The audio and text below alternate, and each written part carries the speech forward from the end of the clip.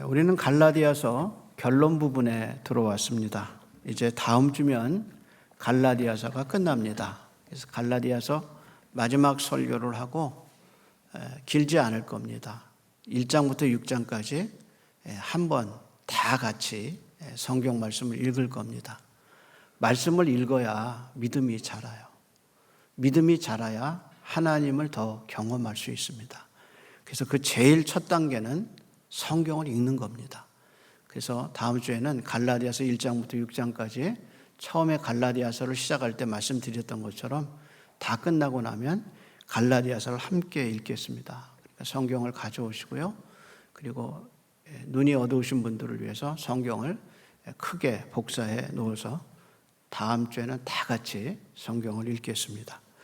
오늘 설교 제목은 한번 따라서 할까요? 십자가. 바울은 십자가 이야기하기 전에 우리에게 좀 이상하게 보이는 이야기로부터 오늘 본문을 시작합니다.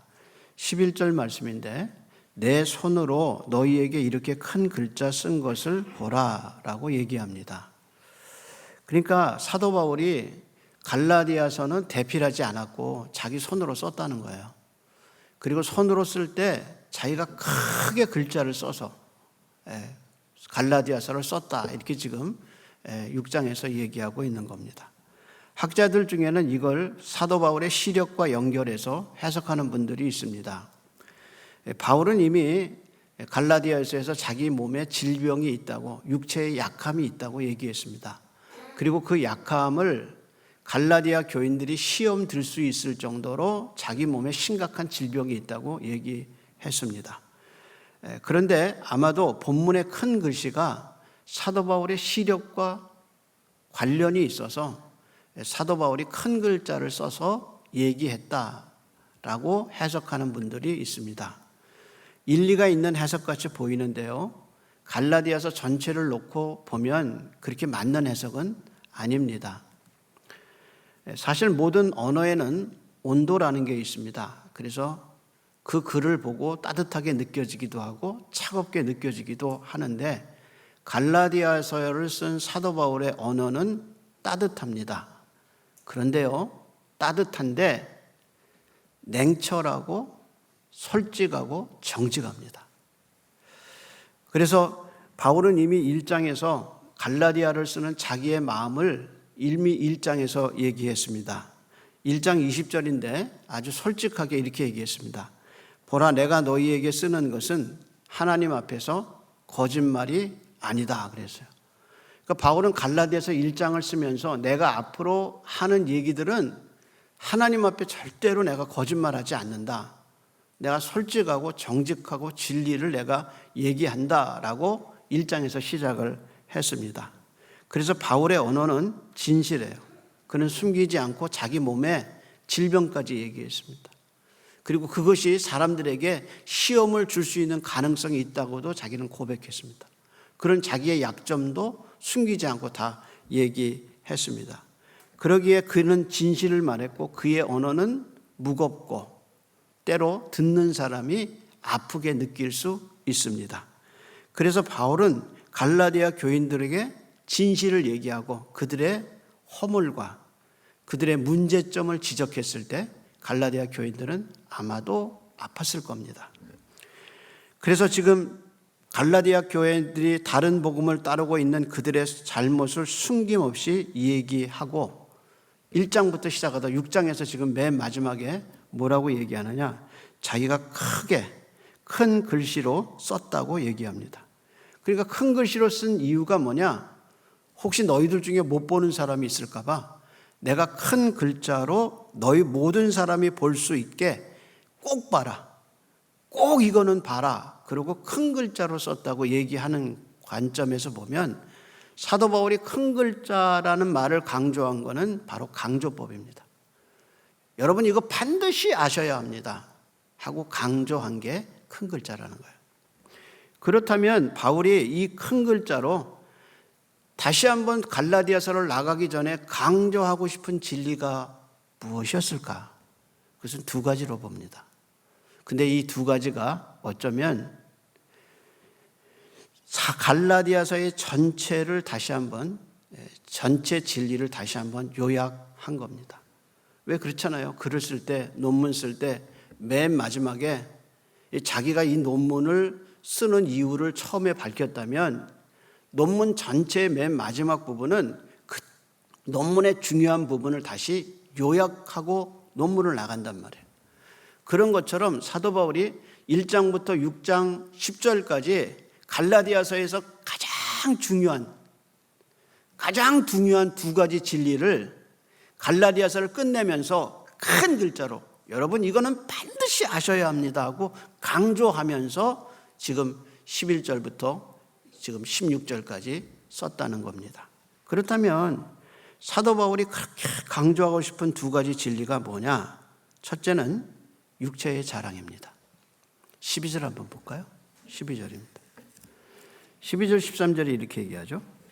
무릇 육체의 모양을 내려 하는 자들이 억지로 너희에게 할례를 받게 함은 그들이 그리스도의 십자가로 말미암아 박해를 면하게 함뿐이라.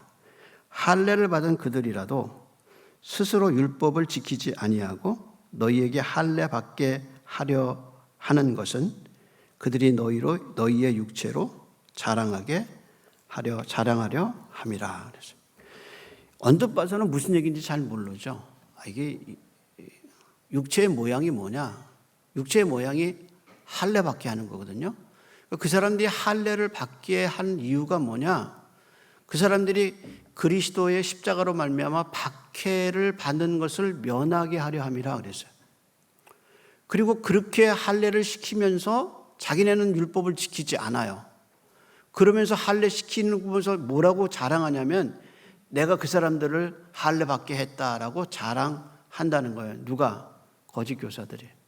그러니까 바울은 12절 13절이 지금까지 갈라디아서 전체에서 갈라디아 교회에 들어온 거짓 교사들의 주장과 교리를 이제 나가면서 큰 글자로 다시 한번 12절 13절에 그 사람들이 뭐라고 주장하는가 그 잘못된 주장을 다시 한번 요약해서 11절 12절에 적었다는 겁니다.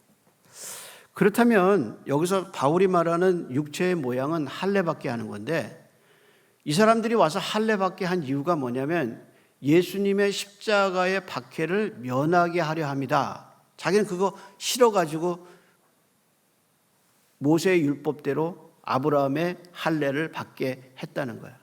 율법대로 살고 할례 받아라 이렇게 얘기했다는 거야. 이게 무슨 얘기일까 이제 궁금하면 제가 전도로 이거를 한번 얘기해 볼게요. 만약에 여러분이 누군가를 전도할 때 전도하면서 이렇게 얘기할 수 있습니다. 선생님, 착하게 사셔야 돼요. 나쁜 짓 하면 지옥 갑니다. 근데 착한 일 하면 하나님이 좋은 데 보내십니다. 그러니까 우리가 살아가면서 죄 짓지 말고 선생님 착하게 사세요 라고 전도하면 사람들이 수긍합니다. 그래, 착하게 살아야 돼. 그래서 장례식장에 가서 가끔 인사하는 거 보면 참 좋은 일 많이 하셔서 좋은 데 가셨을 겁니다 라고 얘기하는 걸 들어요. 그게 왜 그러냐? 보편적 진리가 그게 보편적 진리예요. 사람이 착하게 살면 좋은 데 가고 착하게 살려야 된다. 그러면 아무도 박해하지 않아요. 그런데 이렇게 얘기하면 문제가 생겨요. 선생님은 죄인입니다. 선생님, 착하게 산다고 구원 못 받아요. 선생님이 죄를 져서 죄인이 아니라 성경은 우리가 죄인이기 때문에 죄를 진다고 얘기합니다. 그래서 우리는 하나님의 자기 아들을 보내셔서 십자가에 죽게 하시고 그 예수님을 믿어야 구원받습니다. 그러면 사람들이 안 믿어요. 딴 데 가서 얘기하세요. 그래. 다른 데 가서 그런 얘기하세요. 그렇게 얘기해요. 왜 그럴까요? 사도 바울이 내가 사람을 기쁘게 하랴 아니면 하나님을 기쁘게 하랴 할 때 자기가 사람을 기쁘게 했다면 십자가 안 정했다고 했어요. 근데 지금 유대교회 이 갈라디아 교회에 온 이 사람들이 이렇게 할례를 구원의 수단으로 얘기하고 이렇게 말하는 이유는 뭐냐면 사람들이 좋아하기 때문이라. 그래서 바울은 유대인들에게 박해를 받은 이유가 뭐냐? 모세의 율법으로 구원 못 받는다. 할례로 구원 못 받는다. 오직 예수님을 믿어야 구원 받는다. 그래서 뭐 받았느냐? 지금까지 박해받았다는. 갈라디아 교회 안에 들어온 거짓 선생님들의 교훈은 매력적인 게 있어요. 그 매력적인 게 뭐냐? 갈라디아 교인들이 그들이 말하는 교리를 지키면 자랑할 것이 생겨요. 어떻게 자랑할 게 생기냐?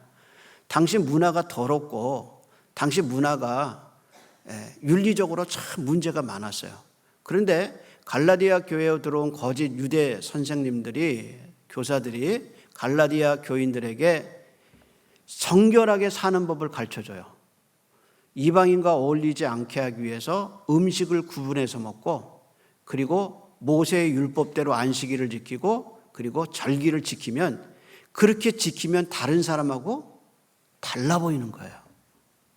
다른 거예요.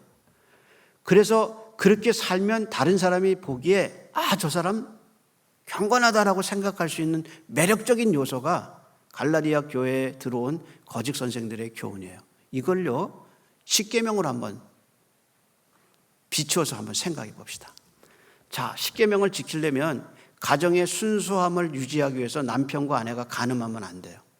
그래서 이 사람 사는 게 깨끗해요.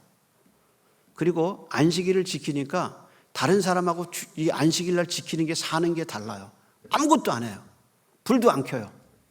그리고 안식일날 이방인인데도 불구하고 유대인처럼 정결하게 아무것도 안 하고 집에서 오직 율법만 읽고 살아요. 그러니까 다른 사람 눈에 괜찮아요. 그리고 어떡하냐? 그렇게 효도해요. 왜? 잘 된다니까. 네가 땅에서 잘 되고 장수하리라 하나님의 약속이잖아요. 그래서 그렇게 가정에서 깨끗하게 다른 사람들에게 정말 다르게 살게 보이게 하는 게 뭐냐? 모세의 율법이란 말이에요. 그래서 유대인들이 이방인들 사이에서 가피어러라고 하나님을 경외하는 사람들이 이방인인데도 회당에 들어가서 예배하는 이유가 뭐냐? 이 사람들이 다르게 보이기 때문이란 말이에요. 그러니까 갈라디아 교회에 들어온 이 거짓 선생들의 교훈이 그걸 지키면 육체의 자랑이 생긴단 말이에요. 나 할례 받았다. 나 이렇게 너희하고 다르게 산다고 굉장히 본인 자신에게 긍지를 줄 수 있는 그 기회를 이 선생들이 제공한다는 겁니다. 그런데요, 문제는 구원을 못 받아요. 십계명을 지킬 수는 있어요. 근데 십계명이 우리에게 구원을 주지 못해요. 그러니까 사도 바울은 이 사람들 보고 뭐라고 얘기했냐? 너희들 그렇게 살면 구원이 없다 그랬어요. 근데 더 이상한 것은 13절에 한번 볼까요? 이렇게 얘기하죠. 할례를 받은 그들이라도 그다음 뭐래요? 스스로 율법을 지키지 아니하고 너희에게 할례를 받게 하려는 것은 그들이 너희의 육체로 자랑하려 함이라. 근데 이 할례 받은 사람들이 할례는 받았는데 나머지 율법은 안 지켜. 그러면서 자기가 지키는 것은 자랑하는 거야. 그리고 더 기가 막힌 것은 유대에 몰래 들어온 선생들이 이방인 신자들이 할례 받고 율법 지키는 것을 보면서 뭐라고 얘기하냐면 내가 그렇게 저 사람들에게 그렇게 만들었다고 자기 자랑으로 삼는 거란 말이에요. 이게 이렇게 경건하게 살고 보는 게 왜 문제냐면 이렇게 살면 구원이 없어요. 바울은 율법에 대해서 얘기하면서 율법은 초등학문 같아서 그 율법으로 돌아가는 사람에게 뭐라 그러냐? 율법은 초등학문 같아서 연약하다 그랬어요. 그 연약하다는 말이 뭐냐면 이게 가난하다는 말이거든요. 그러니까 쌀독에 쌀이 하나도 없을 정도로 가난한 것을 연약하다고 그랬어요. 초등학문 같고 연약하다는데 그 연약하다는 말이 뭐냐면 이게 능력이 없다는 거예요. 공급할 수 있는 능력이 없어요. 왜? 자기가 없으니까. 그러니까 율법은 남을 구원할 수 있고 의롭게 하는 힘이 율법 안에는 없단 말이에요. 그러면 하나님이 율법을 왜 주셨냐? 그것은 죄를 깨닫게 하고 앞으로 오실 예수 그리스도를 가르쳐 주는 그 기능이 율법이란 말이에요. 그래서 십계명을 주신 이유는 그 십계명대로 내가 못 산다는 것을 너무나 확실하게 가르쳐 주는 거예요. 그래서 그 십계명을 완성하신 그리스도를 바라보게 하는 것이 율법의 기능이란 말이에요. 근데 유대인들의 교사들은 뭐라고 그러냐? 이 율법을 지켜야 내가 구원을 받는다고 그러니까 사도 바울이 답답한 거예요. 그래서 제일 먼저 갈라디아서를 나가면서 큰 글자로 쓴 게 뭐냐? 율법의 자랑으로는 구원받을 수 없다는 거예요. 그게 사도 바울의 초점이에요. 그러니까 착하게 살아서 구원받는다? 절대로 그런 일이 있을 수 없어요. 왜냐하면 십계명은 우리에게 마음의 탐심과 마음의 죄를 얘기하기 때문이에요. 그래서 그 마음을 죄를 누가 없앨 수 있느냔 말이에요. 그러니까 율법은 우리가 죄인이라는 것을 명확하게 가르쳐주고 죄의 기능으로서의 역할을 할 뿐이지 우리를 구원할 수는 없단 말이에요. 그러니까 내가 선하게 살고 착하게 살아야 한다는, 그래서 율법을 지켜야 한다는 복음은 거짓이란 말이에요. 그래서 바울은 갈라디아서를 나가면서 율법으로는 구원받을 수 없다. 이것이 첫 번째 메시지야. 그럼 어떻게 구원받느냐? 14절에 나오죠. 그러나 내게는 우리 주 예수 그리스도의 뭐예요? 십자가 외에는 결코 자랑할 것이 없나니 그리스도로 말미암아 세상이 나를 대하여 십자가에 못 박히고 내가 또한 세상을 대하여 그러하다. 그렇다면 바울은 말하기를 내가 그리스도의 십자가 외에 결코 자랑할 것이 없다. 이 말을 할 때 바울이 자기에게 여러 가지 자랑할 것이 있는데 그중에 내가 십자가를 자랑한다. 그렇게 얘기한 게 아니에요. 바울은 이렇게 얘기한 거예요. 내가 아무리 나를 봐도, 내가 아무리 내 생애를 돌아봐도 내가 자랑할 건 딱 하나밖에 없다. 그게 뭐냐? 십자가라는 거예요. 똑같은 자랑인데 십자가와 율법의 육체의 자랑의 차이가 뭐냐? 십자가는 내가 한 게 아무것도 없어요. 내가 하나님의 은혜를 받고 하나님의 구원을 받을 만한 아무것도 없다는 것이 십자가의 진리예요. 근데 어떻게 하냐? 하나님이 그런 나를 자기 아들을 통해서 구원하셨다. 그러니까 십자가 외에 자랑할 것이 없다는 것은 십자가로 통해서 자기가 구원을 받았기 때문에 행위로 구원받는 게 아니라는 분명한 사실을 그가 얘기한 거란 말이에요. 바울의 이런 자세는요, 고린도 교회를 사역할 때도 드러났는데, 그런 고린도 교회에서 사역할 때 아예 1장에서부터 사역의 목적을 분명히 밝혀요. 이렇게 얘기했습니다. 1장 23절에 우리는 그리스도의 십자가에 못 박힌 그리스도를 전하니 유대인에게는 꺼리는 것이요 헬라인에게는 미련한 것이다 라고 말했어요. 그러니까 유대인도 싫어하고 헬라인도 싫어하는 십자가를 자기가 전하기 위해서 고린도에 왔다는 거예요. 그러니까 십자가를 전하기 위해서 내가 고린도에 왔고 이것이 나의 목적이다로 얘기했어요. 그러면서 바울은 빌립보서 3장 8절에 자기가 그렇게 변하게 된 이유를 이렇게 얘기했어요. 모든 것으로 해로 여기심은 내 주 예수 그리스도를 아는 지식이 가장 고상하기 때문이라. 내가 그를 위하여 모든 것을 잃어버리고 배설물로 여김은, 그 다음 말이 그리스도를 얻고 그 안에서 발견되려 함이라 그랬어요. 그러니까 바울이 그리스도를 만난 거예요. 그리고 십자가에 달리신 예수님을 만나고 나서 세상의 그 모든 게 다 쓸데없다는 거예요. 오직 그리스도밖에 자기는 자랑할 것이 없다고 얘기합니다. 그래서 갈라디아서를 마치면서 그가 강조한 게 뭐냐? 인간의 구원은 십자가로 이루어진다. 그래서 바울은 그거를 지금 강조하고 있어요. 그래서 바울이 십자가를 자랑할 때 사람들이 육체를 자랑하는 사람들이 있었는데 바울은 십자가를 자랑했어요. 그런데 이 십자가를 자랑하면서 바울은 그럼 이 십자가를 어떻게 아느냐? 이 십자가를 어떻게 아느냐? 그래서 바울이 6장에서 두 가지 진리를 얘기하는데 하나 십자가를 얘기하고 그 다음에 또 하나 얘기한 게 뭐냐면 성령을 얘기해요. 그래서 5장에서 육체의 일과 성령의 열매를 얘기하면서 제일 먼저 성령의 열매를 사랑에 뒀어요. 성령이 들어오셔서 우리에게 제일 먼저 가르쳐 주는 게 뭐냐? 하나님의 사랑인데, 그 하나님의 사랑이 뭘로 나타나느냐? 십자가를 통해 나타나요.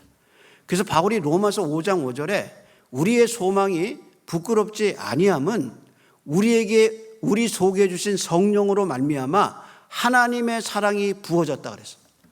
그러니까 성령이 들어오셔서 하나님이 너를 얼마나 사랑하느냐는 것을 보여준 사건이 뭐냐? 그것이 십자가란 말이에요.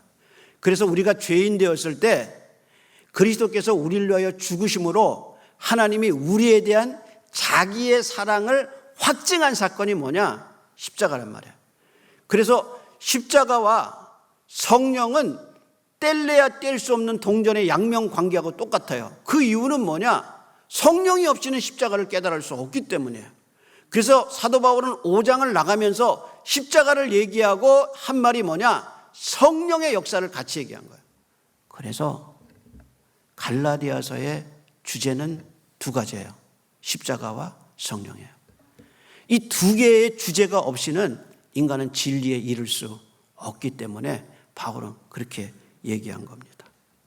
그렇다면 여기서 우리는 갈라디아 교회의 구원에 대해서 심각한 질문을 하게 돼요. 예를 들어서 이런 예를 들어봅시다. 어떤 분이 교회에서 정말 직분자였어요. 그리고 봉사를 참 많이 하고 정말 신령한 신앙인이라고 생각을 했어요. 근데 어느 날 그 사람이 이단에 넘어갔어요. 그래서 하나님의 교회 사람들이 전도지 줄 때 뭐라고 주는지 아세요? 전도지 주면서 이렇게 얘기해요.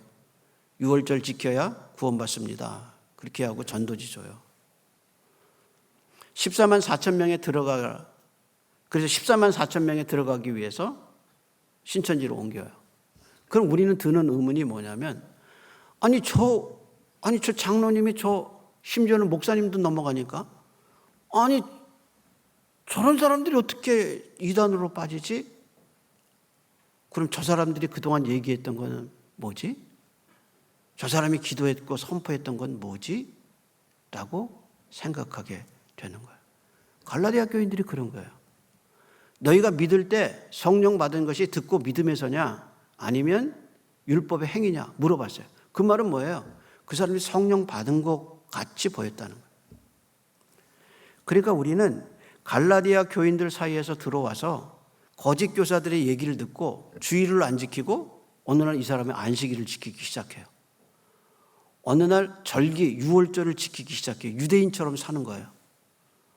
아니 그러니까 갈라디아 교인들이 그러고 어떤 사람들이 그러니까 옆에서 보는 사람들은 저 사람들은 어떻게 된 거지? 하고 얘기하게 되는 거죠. 그때 우리는 물어봐야 돼요. 이 사람들이 진짜 진리를 알았을까? 이 사람들이 진짜 성령을 받았을까? 이 사람들이 진짜 십자가를 믿었을까? 하는 본질적인 질문을 하게 돼요. 마치 이단에 넘어간 사람들을 보면서 저 사람이 정말 십자가를 믿었을까? 정말 성령님을 받았을까? 하는 의무를 느끼는 것과 똑같다는 거예요. 여기에 대해서 바울은 이렇게 얘기하는 것 같아요. 그들이 성령을 받은 사람들 속에 있으면서 성령을 받은 것 같이 행했고, 그들이 구원받은 사람들 속에서 구원받은 것 같이 행했지만 그들 속에 성령이 없었고 그들 속에 십자가의 진리가 없었다는 거예요. 그것이 사도 바울의 논리입니다.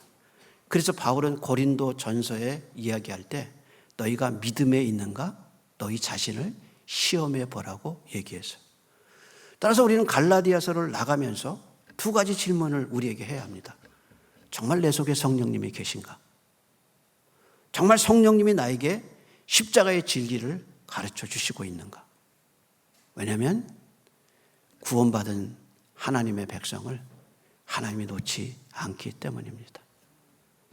따라서 갈라디아서 마지막 부분을 지나면서 갈라디아서의 두 가지 주제, 성령님과 십자가. 당신은 믿고 있습니까? 기도하겠습니다.